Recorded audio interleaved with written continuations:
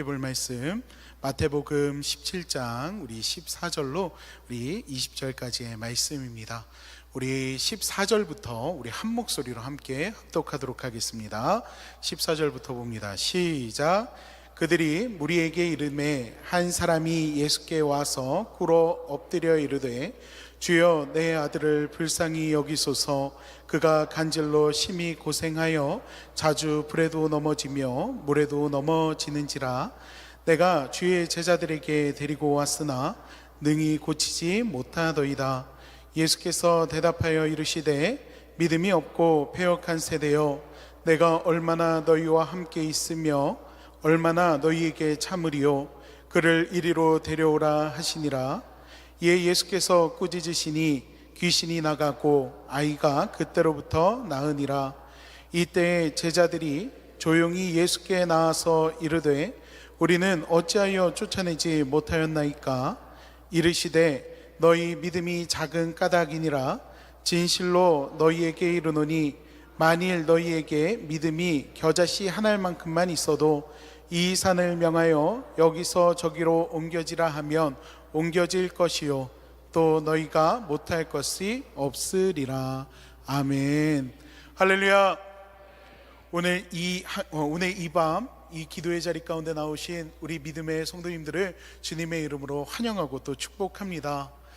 우리 오늘 함께 말씀을 나누고 또 그 말씀을 의지해서 주님 앞에 나아갈 때 하나님의 분명한 뜻과 계획하심 속에서 여러분을 위해서 준비되고 예비된 하나님의 은혜와 역사가 오늘 이 밤 이 자리 여러분의 삶 속에 함께 하기를 간절히 축원합니다. 아멘. 오늘 함께 말씀을 나누기 전에 먼저 이 질문으로 여러분들과 함께 이 말씀의 문을 열어볼까 합니다. 여러분, 기도가 잘 되시나요? 대답이 없으시군요. 여러분, 기도가 잘 되십니까? 우리가 신앙생활을 하다가 보면은요, 기도가 잘 안 되는 그런 상황들을 경험하게 될 때가 있습니다. 눈앞에 문제가 너무 커서 우리가 그 문제 때문에 그 문제가 보여서 기도하지 못하게 될 때도 있지만, 대부분 우리가 기도하기 힘들다라고 생각하고 기도가 막막하게 느껴지는 순간은 언제냐? 기도를 해도 여전히 해결되지 않는 문제를 보게 되었을 때, 그리고 열심히 기도하지만 달라지지 않는 현실을 우리가 마주하게 됐을 때 우리는 기도의 막막함을 느끼고 기도의 의지가 꺾이게 될 때가 있다라는 것입니다.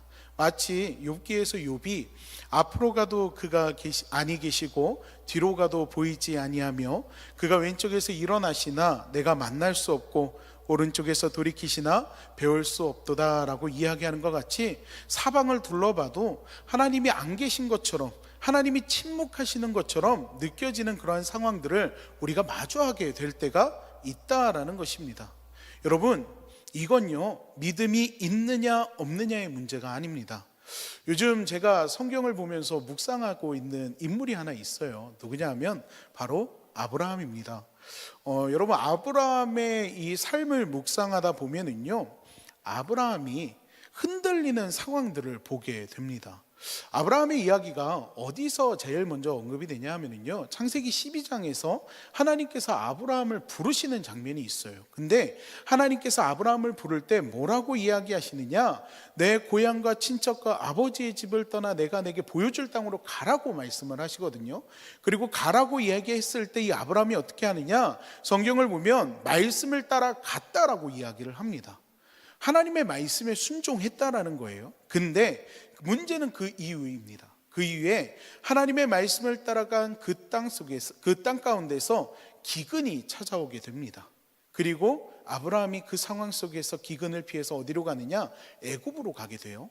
근데 애굽에 가게 되었을 때 그 애굽에서 누구를 마주하게 되느냐? 바로왕을 마주하게 됩니다. 근데 이 바로왕이 자신의 생명을 위협할 두려운 존재로 느껴지게 됩니다. 뿐만 아니라 여러분, 이 하나님께서 창세기 12장에서 그에게 주셨던 약속 중에 하나가 자녀를 주시겠다라고 분명하게 말씀을 하시거든요. 근데 실질적으로 보면 하나님께서 주시겠다고 한 그 자녀의 약속이 10년이 지나도 이루어지지가 않아요. 10년이 지나도 하나님의 약속이 더디 임하는 것 같은, 아니 하나님의 약속이 임하지 않는 그런 현실 가운데서 아브라함이 무엇을 선택하느냐? 사라가 그에게 의견을 내고 그 의견을 그대로 수용하는 것을 볼 수가 있습니다. 그게 뭐냐? 사라의 여종이었던 하갈을 통해서 아들을 낳는 거예요. 이스마엘을 우리가 낳게 되는 것을 볼 수 있죠. 근데 여러분, 이건 뭐예요? 하나님께서 주시겠다는 약속이 이루어진 겁니까? 아니면 인간적인 대안을 가지고서 그 일을 행한 겁니까? 인간적인 대안을 가지고서 그 일을 행했다라는 것을 볼 수가 있습니다. 뿐만 아니라 하나님께서 한 번 더 약속을 다시 한번 말씀해 주시거든요. 너에게 자녀가 있을 거예요. 언제요? 창세기 12장에서 약속하시고 나서 24년이 지난 다음에 그에게 다시금 말씀을 하십니다. 근데요, 그 말씀을 자세히 보면은요, 아브라함도 그렇고 그의 아내 사라도 그렇고요, 하나님의 말씀을 비웃는 것을 볼 수가 있습니다.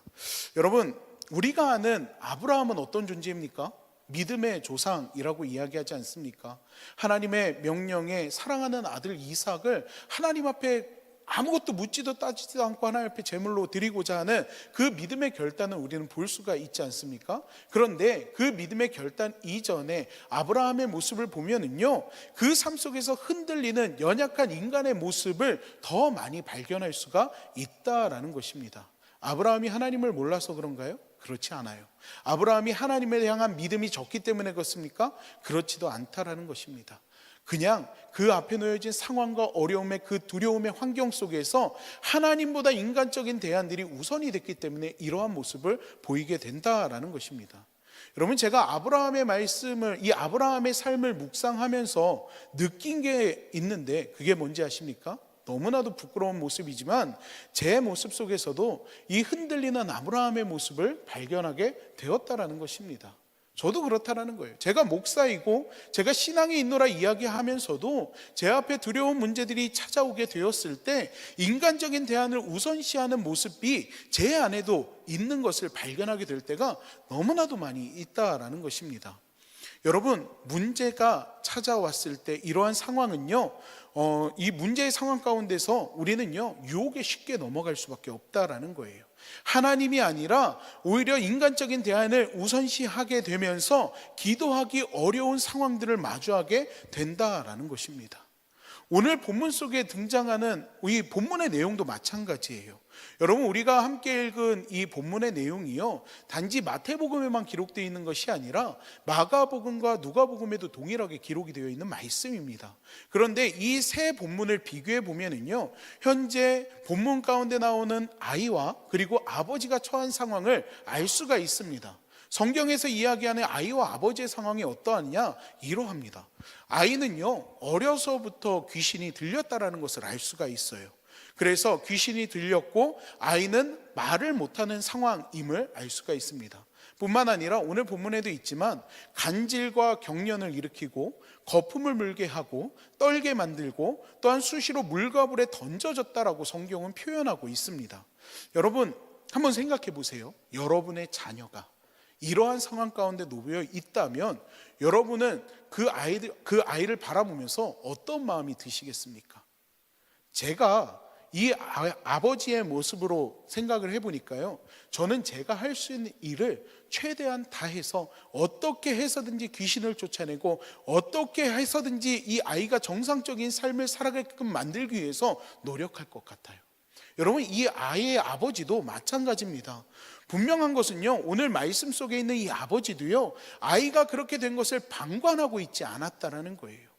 본문 가운데 드러나 있지는 않지만 아이가 물에 뛰어들었을 때, 아이가 불 가운데 뛰어들었을 때 이 부모는 목숨을 걸고 들어가서 그 아이를 건져냈을 겁니다. 그리고 뿐만 아니라 어디선가 이 아이에게 좋은, 혹은 이 아이를 정상적으로 만들 수 있는 일이 있다면 정말로 그곳을 향해서 버선발로 뛰어가는 모습으로 살아왔을 거예요. 오늘 본문 속에 있는 이 아이의 아버지가 예수님을 어떻게 알게 되었는지는 우리가 알 수 없지만 분명 예수님에 대한 소식을 들었고 예수님께서 자신의 아들을 치료해 줄 수 있을 거라는 믿음의 확신을 가지고서 예수님께 달려 나왔을 거라는 겁니다. 그런데 문제는 뭐예요? 본문을 보면 예수님의 제자들에게 이 아이를 보였을 때 제자들이 이 아이를 고쳤나요? 고치지 못했다라는 것을 알 수가 있습니다. 아버지는요, 아들을 데리고 기대에 부푼 마음을 가지고 왔을 거예요. 예수님께 나아가면, 예수님을 만나면 우리 아이가 이제 정상적으로 될 거야. 소문 가운데 들리는 것처럼 예수님은 귀신도 쫓아내고 병든 자도 고칠 수 있는 분이니까 우리 아이가 분명 정상적인 삶을 살아갈 수 있을 거야. 그 기대를 가지고 왔어요. 그리고 제자들에게 보였습니다. 하지만 변하는 것은 없었다라는 거예요. 실패로 돌아가게 되었을 때 이 아버지가 느끼는 그 좌절감은요, 말로 표현할 수 없었을 겁니다. 그래서 이 아이의 아버지도 마음이 무너져서 예수님 앞에 서게 됐을 때 뭐라고 이야기합니까? 제자들이 능히 고치지 못했다라고 이야기하는 것을 볼 수가 있습니다. 여러분, 우리가 신앙생활할 때도 이런 상황들을 경험하지 않습니까? 하나님이 하실 일을 기대하고 응답될 것을 기대하면서 그 역사를 기대하는 마음을 가지고 하나님 앞에 간구하며 나아갑니다. 하지만 하나님의 응답이 지연되고 침묵하는 것 같은 상황들을 마주하게 될 때 우리는 우리가 가지고 있던 믿음이 흔들리고 심하면 그 믿음이 무너지는 것을 경험하게 될 때가 있다라는 것입니다. 그런데요, 여러분, 그 순간이 우리 삶 가운데 찾아왔을 때 우리가 반드시 생각해야 될 것이 있어요. 왜 하나님께서 내 기도를 안 들어주시지? 하나님께서 왜 내 기도에 응답하시지 않으시지?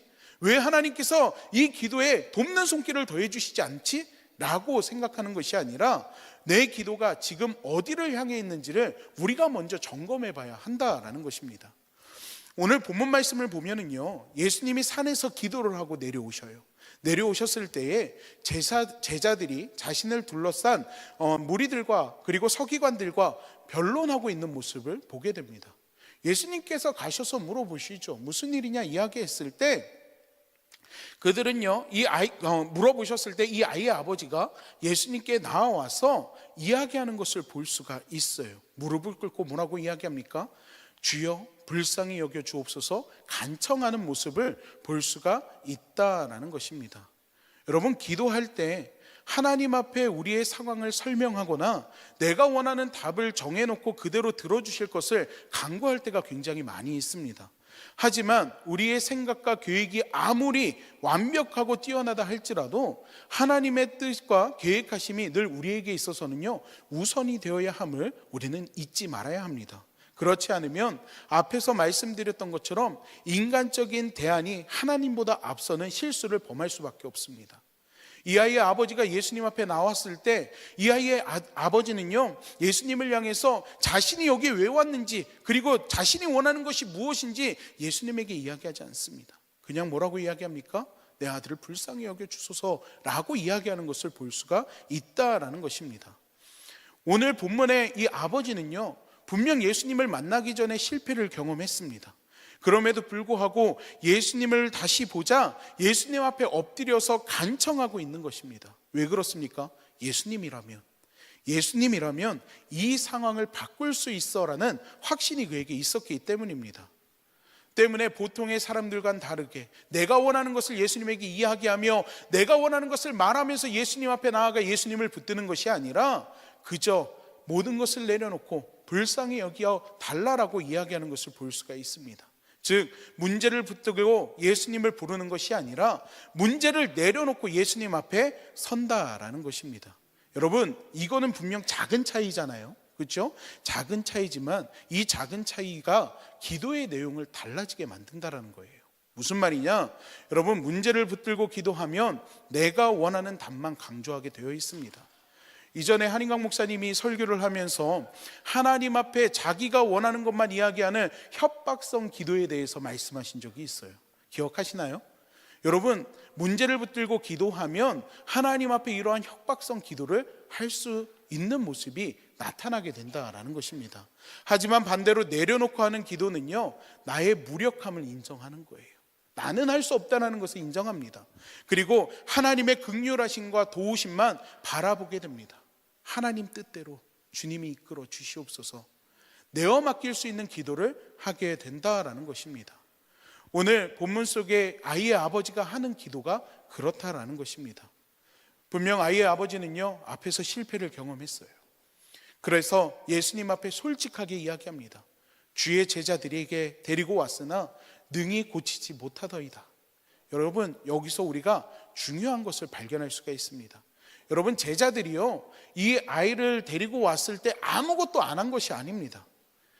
마태복음 10장을 보면은요, 예수님께서 이미 제자들에게 귀신을 쫓아내는 권세를 주셨다라는 것을 알 수가 있어요. 그리고 예수님의 제자들은요, 아버지의 요청에 분명 그 요청을 따라서 귀신을 내쫓기 위해서 노력을 했습니다. 그런데 결국에는 실패하게 되었다라는 거예요. 여러분, 왜 실패했을까요? 예수님께서 제자들에게 분명 주셨잖아요. 귀신을 쫓아내고 병을 고칠 수 있는 능력과 권세를 분명히 주셨습니다. 그런데 왜 실패했을까요?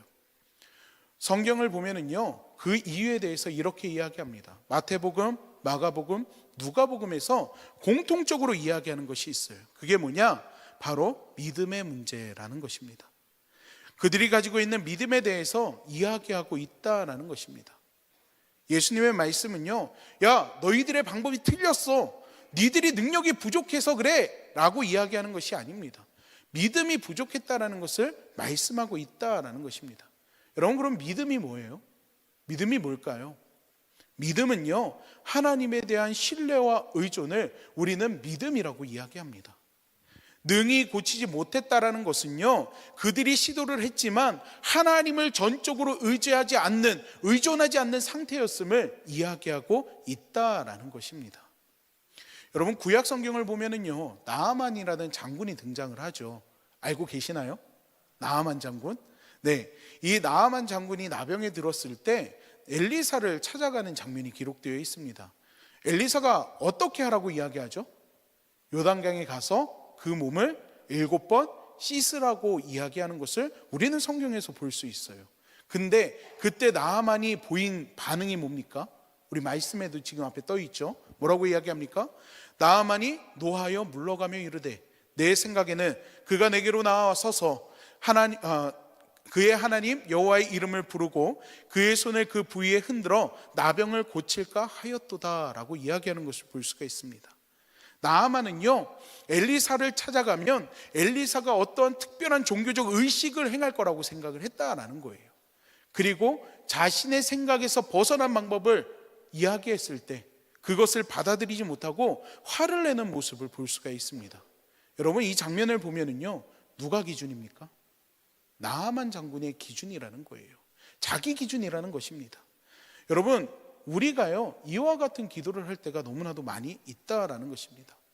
사랑하는 믿음의 성도 여러분, 기도는요, 종교적인 의식을 말하는 것이 아닙니다. 타 종교처럼 100일 동안 치성을 드리고 부처상 앞에서 108번의 절을 하고 어떠한 특정한 종교적 행위를 하는 것을 우리는 기도라고 이야기하지 않아요. 우리 기독교에서 기도는 무엇입니까? 소통입니다. 누구와 소통하는 겁니까? 하나님과 소통하는 겁니다. 하나님과 대화하는 것이 기도라는 거예요. 그리고 이 대화에는요, 특별한 기술이 필요 없습니다. 그런데 우리는요, 그렇게 생각하지 않을 때가 너무나도 많이 있다라는 거예요. 여러분, 마태복음을 보면은요, 예수님이요, 당시 사람들이 가지고 있던 기도의 모습에 대해서, 기도의 생각에 대해서 이렇게 말씀하십니다. 중언부언하지 말라. 그들은 말을 많이 하여야 들으실 줄 생각하느니라. 여러분, 이 말씀의 뜻이 뭘까요? 예수님께서 지금 무엇을 말씀하시고자 하는 걸까요? 예수님의 말씀의 핵심은요, 당시 사람들이 가지고 있던 기도에 대한 오해와 사고방식을 말씀하고 있다라는 것입니다. 당시 사람들은요, 말을 많이 해야 하나님께서 들으신다라고 생각하는 거예요. 기도를 오래 해야 하나님께서 응답하신다라는 생각을 가지고 있었다라는 것입니다. 또 남에게 보여지는 것이 하나의 평가처럼 생각하고 그것을 보이기 위해서 기도하는 모습도 보였다라는 거예요. 하지만 기도는 그렇지 않다라고 예수님께서 분명하게 말씀하고 있다라는 것입니다. 여러분, 기도는요, 기술이 아닙니다. 더 많이 말한다고 효과적일 것 같고, 더 논리적으로 설명하면 설득이 될 것 같고, 더 감정적으로 호소하면 응답이 가까울 것이라고 생각하는 것, 여러분, 그렇게 생각하는 순간 우리의 기도는 보고서가 되고요, 우리의 기도는 호소문이 되고요, 우리의 기도는 설득문이 되는 그러한 변질된 기도가 될 수밖에 없다라는 것입니다. 여러분, 기도는요, 말을 잘하는 것보다 관계 안에서 진솔하게 고백되어지는 것임을 우리는 기억해야 한다라는 거예요. 여러분 성경을 보면은요, 성경에서 기도를 할 때 우리에게 어떻게 가르칩니까? 전능하신 하나님 아버지, 이렇게 기도를 가르치나요? 여러분 사도신경, 주기도문 아시죠? 여러분 주기도문 우리 한번 해볼까요? 시작. 하늘에 계신 우리 아버지요. 네, 여러분 기도를 가르쳐 주시는데 뭐라고 이야기합니까? 하나님은 우리 아버지라고 분명하게 말씀하고 있는 것을 알 수가 있습니다. 자녀들이 아버지와 대화할 때, 부모와 대화할 때 특별한 기술을 가지고서 하나요? 아버지, 소자 아버지께 드릴 말씀이 있습니다. 이렇게 얘기하면서 나가가지고 육하 원칙에 맞춰가지고 딱딱딱 논리정연하게 이야기하고 보고하는 것이 정상적인 대화일까요? 아니라는 거예요. 여러분 저희 아이들만 봐도요 그래요. 아빠 올 때 치킨 사와. 이게 저희 아이들이 저에게 하는 이야기입니다. 아빠 나 저거 갖고 싶어. 저거 사줘. 이게 저희 아이들이 저에게 하는 이야기예요. 그래서 저는 뭐라고 얘기하느냐, 성탄절에도 아빠 나 이거 갖고 싶은데 이거 성탄절 선물로 사줘. 야 예수님 생일인데 네가 왜 선물을 받냐? 제가 그렇게 얘기를 하거든요.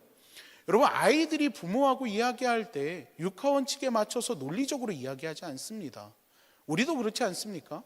우리가 알고 지내는 친한 친구들, 지인들, 우리 가족들 이야기할 때 여러분 정말로 격식에 맞춰가지고 뭔가 형식적이고 뭔가 그 틀에 맞춰서 대화하는 사람은 그렇게 많지 않을 거예요. 하나님과의 소통도 그렇다라는 것입니다. 여러분 하나님과의 대화는요 무언가 기술적인 면을 필요로 하는 것이 아니라 올바른 관계 속에서 하나님 앞에 내 마음을 진솔하게 고백하는 것, 이것이 기도라는 것입니다. 이것이 하나님께서 원하시는 기도의 모습이라는 거예요. 전능하신 하나님, 하나님께서 세상을 창조하시고 이 땅 가운데 오셔서 우리를 사랑하시사 예수 그리스도를 보내주심에 이런 거를 하나님께서 원하신다는 게 아니라는 것입니다. 그런데 우리는 그렇게 기도해야 된다라고 생각할 때가 너무나도 많이 있다는 거예요. 여러분 하나님은요 우리가 이미 우리에게 있어야 될 것을 다 아시는 분이십니다. 때문에 우리는 있는 그대로 하나님 앞에 나아가서 하나님 앞에 우리의 진솔함 그대로 하나님하고 대화하며 나아가는 것이 참된 기도의 모습임을 우리는 기억해야 한다는 것입니다. 여러분 왜 예수님이 아예 아버지의 말을 듣고서 믿음이 없고 패역한 세대여라고 탄식하십니까? 제자들이 귀신을 쫓아내지 못한 것을 보고서 질책하시는 모습일까요? 그렇지 않습니다. 제자 개인을 향해서 책망하는 것이 아니라 그곳에 모여있는 사람들을 향해서 질책하고 있다라는 것입니다. 그곳에 모인 제자들과 그들과 언쟁을 벌였던 서기관들, 그리고 그것을 바라보는 사람들을 향해서 그들이 가지고 있는 불신의 마음을 보시고 탄식하고 있다라는 것입니다. 우리가 지금 현재 그 자리, 그 시대 가운데 서 있는 것은 아니지만 우리도 우리가 있는 그 자리에서 동일한 일을 행할 때가 너무나도 많이 있다라는 거예요. 기도를 하면서 이중적인 마음들이 우리 안에도 자리 잡고 있다라는 것입니다. 많은 성도들이요 문제가 생기고 기도를 합니다. 우리도 그렇지 않습니까? 여러분 오늘 이 자리에 여러분 왜 나오셨습니까? 추운 날씨를 뚫고 피곤한 몸을 이끌고 왜 이 자리에 오셨습니까? 각자의 기도의 제목을 안고서 이 자리에 오신 거 아닙니까? 오늘 본문 속에 있는 아버지처럼 자녀들의 문제를 가지고 이 자리에 나오신 분도 계실 거고, 경제적인 문제를 갖고 나오신 분들도 있을 거고, 그리고 건강의 문제나 관계의 문제나 진로의 문제나 아니면 신앙의 문제들을 가지고 여러분 다 이 자리에 오셨을 겁니다. 그리고 이것을 놓고서 하나님 앞에 기도할 거예요. 그렇다면 여러분이 오늘 하나님 앞에 올려드리는 그 기도의 제목들이 이루어질 것을 100% 신뢰하십니까? 신뢰하시는 분도 있고 그렇지 못한 분도 있으실 거예요. 실제로 많은 성도들이요 기도의 제목을 가지고 옵니다. 그리고 부르짖으면서 기도합니다. 하나님 앞에 내려놓습니다. 그리고 집에 돌아갈 때 어떻게 합니까? 그 기도의 제목들을 다시 안고 돌아갑니다. 무슨 말입니까? 온전히 하나님께 내어 맡기지 못한다라는 거예요. 돌아가서 또다시 근심하고 또다시 염려하는 삶을 살아가게 된다라는 것입니다. 여러분 성경을 보면은요 한나가 하나님 앞에 기도하는 모습이 있어요. 한나가 기도하고 돌아설 때 어떻게 돌아섭니까? 성경을 보면 다시는 근심에 빛이 없었다라고 이야기합니다. 하나님께 내어 맡긴 거예요. 하나님께서 하실 것을 믿었다라는 것입니다. 믿고 돌아갔다라는 거예요. 그랬더니 한나의 눈물을 하나님께서 어떻게 만들어 주십니까? 기쁨으로, 감사의 제목으로 만들어 주시는 것을 우리는 볼 수가 있다라는 것입니다. 여러분, 우리에게도 이러한 믿음이 필요하다라는 거예요. 그러나 현실은 그렇지 않죠. 우리가 이러한 믿음을 갖는 게 쉽지가 않습니다. 왜 그렇습니까? 사람은 누구나 믿음의 근거를 필요로 하기 때문에 그래요. 논리적이고 과학적이며 상식적인, 그리고 그 상식적인 것들을 근거로 삼고 또 경험을 근거로 삼기도 하고, 그리고 혹은 눈에 보여지는 결과들을 믿음의 근거로 삼기도 한다라는 것입니다. 그러나 여러분, 하나님이 하시는 일들을 보세요.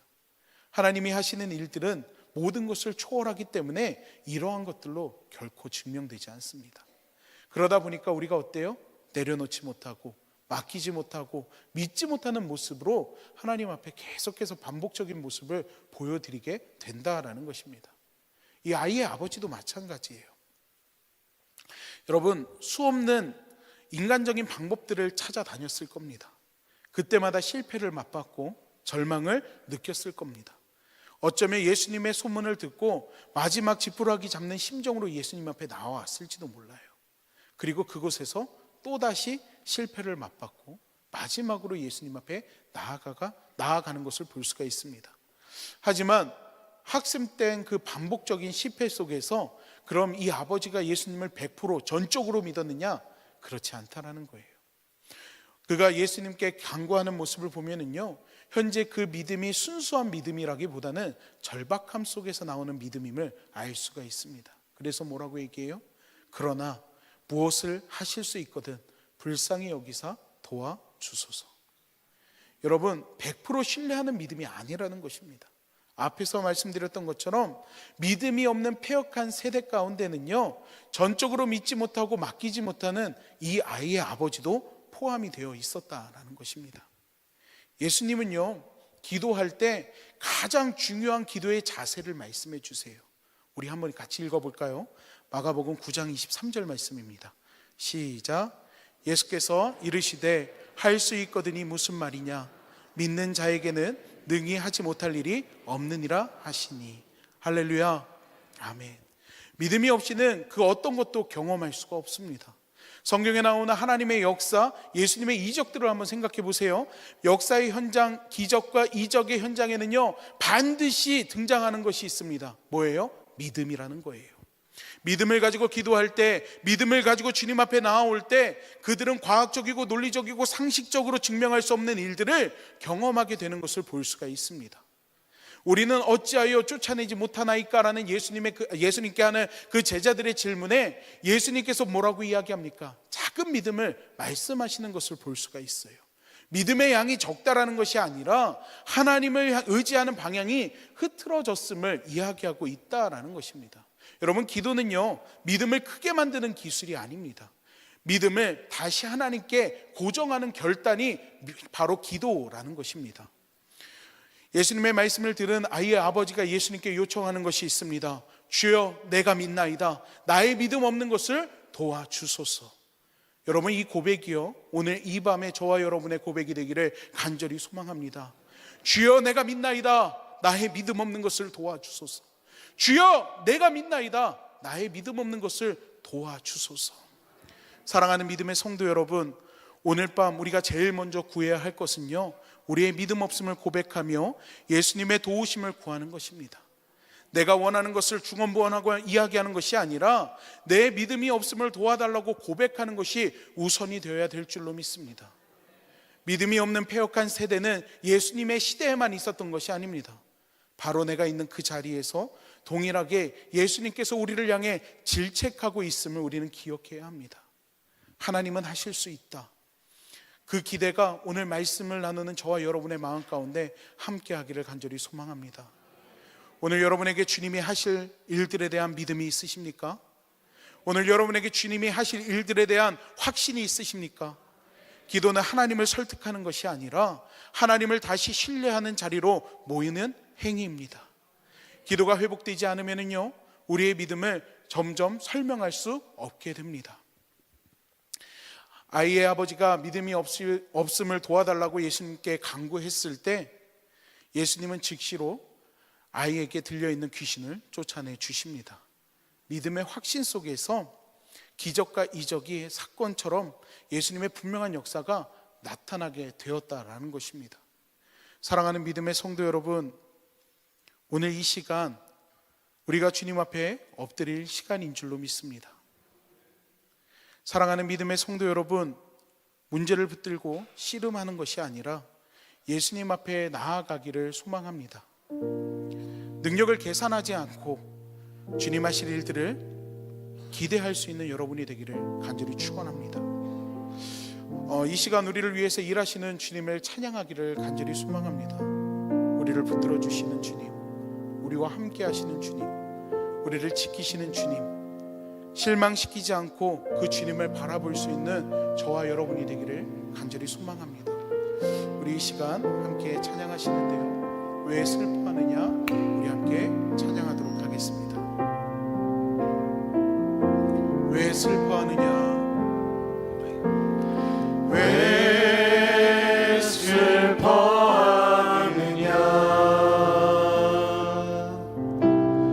왜 걱정하느냐,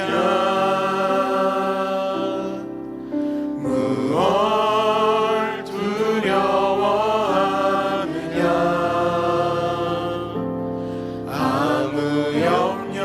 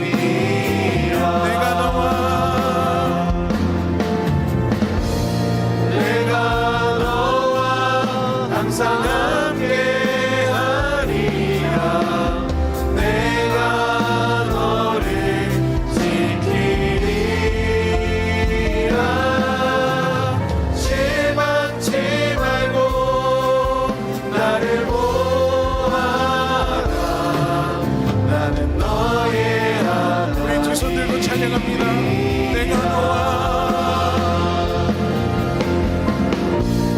내가 너와 항상 함께하리라. 내가 너를 지키리라. 실망치 말고 나를 보아라. 나는 너의 이 믿음 더욱 굳세라. 이 믿음 더욱 굳세라. 주가 지켜주신다. 어둠 밤에도 주의 맑은 인도하여 주. 이 믿음 더욱 굳세라. 이 믿음 더욱 굳세라. 주가 지켜주신다. 어두운 밤에도 주의 맑은 빛 인도하여 주신다. 우리 이 시간 함께 기도하기를 원합니다. 우리 말씀을 기억하면서 함께 기도하기를 소망하는데요. 하나님, 제가 믿음이 없는 패역한 세대였음을 고백합니다. 주님 앞에 나와 기도한다고 하지만 늘 제 믿음이 부족했고 주님 앞에 100% 맡기지 못하는 그러한 모습을 가지고 나아갔음을 고백합니다. 오늘 아이의 아버지가 그 간절함 속에서 예수님 앞에 믿음이 없음을 고백했던 것 같이 우리가 주님 앞에 우리의 믿음 없음을 고백하며 나아가오니 주님께서 우리를 돕는 손길이 되어주시고 주님 앞에 기도하며 나아갈 때 우리가 주님 앞에 간구하는 모든 기도의 제목들이 다 이루어질 수 있도록 하나님 도와주시옵소서. 내가 믿나이다, 나의 믿음 없음을 도와주시옵소서. 우리 이 시간 함께 말씀을 기억하며 주의 이름 한번 부르짖고 함께 통성으로 기도하도록 하겠습니다. 주여!